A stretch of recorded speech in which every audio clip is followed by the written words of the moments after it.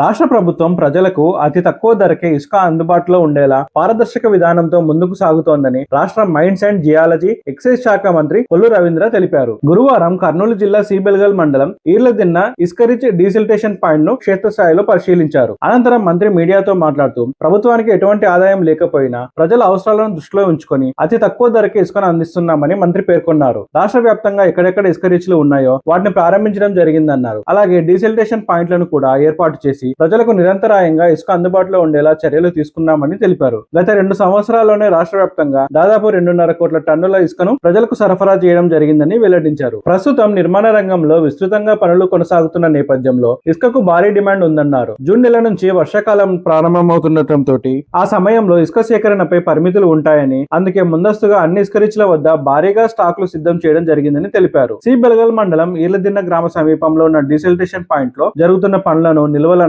ఇసుక నిర్వహణ విధానాన్ని స్వయంగా పరిశీలించామని మంత్రి తెలిపారు. కేవలం డీసిల్టేషన్ ఛార్జీలతో కలిపి టన్ను ఇసుకను 202 రూపాయలకే అందిస్తున్నామని చెప్పారు. రవాణా ఖర్చులు మాత్రం దూరాన్ని బట్టి ఉంటాయని, వాహన సామర్థ్యానికి అనుగుణంగా ఇసుక రవాణా జరుగుతోందన్నారు. ప్రజలకు పారదర్శకంగా ఇసుక అందించడం ప్రభుత్వ చిత్తశుద్ధికి నిదర్శనమని మంత్రి పేర్కొన్నారు. ప్రస్తుత కూటమి ప్రభుత్వం ప్రజలకు సులభంగా, పారదర్శకంగా ఇసుక అందే విధంగా సమగ్ర విధానాన్ని అమలు చేస్తోందన్నారు. ఎక్కడైనా చిన్నపాటి లోటుపాట్లు కనిపించినా వెంటనే స్పందించేందుకు కేంద్ర కార్యాలయంలో టోల్ ఫ్రీ నెంబర్లు ఏర్పాటు చేశామని తెలిపారు. రియల్ టైం గవర్నెన్స్ ద్వారా నిరంతర పర్యవేక్షణ కొనసాగుతోందని, ప్రజల అభిప్రాయాలను స్వీకరిస్తూ ఎక్కడైనా సమస్యలు తలెత్తితే తక్షణమే చర్యలు తీసుకుంటామని స్పష్టం చేశారు. ప్రతి ఒక్కరికి ఫ్రీ శాండ్ పాలసీ ద్వారా అందుబాటు ధరలో నాణ్యమైన ఇసుకను అందించడం ప్రభుత్వ ప్రధాన లక్ష్యమని మంత్రి కొల్లు రవీంద్ర తెలిపారు. ఈ పర్యటనలో కొడుమూరు శాసనసభ్యులు బొగ్గుల దస్తగిరి గారు, కర్నూలు ఆర్డీఓ సందీప్ కుమార్ గారు, జిల్లా తెలుగుదేశం అధ్యక్షురాలు కృష్ణమ్మ గారు, సి బెల్గల్ తహసీల్దారు వెంకటలక్ష్మి గారు తదితరులు పాల్గొన్నారు.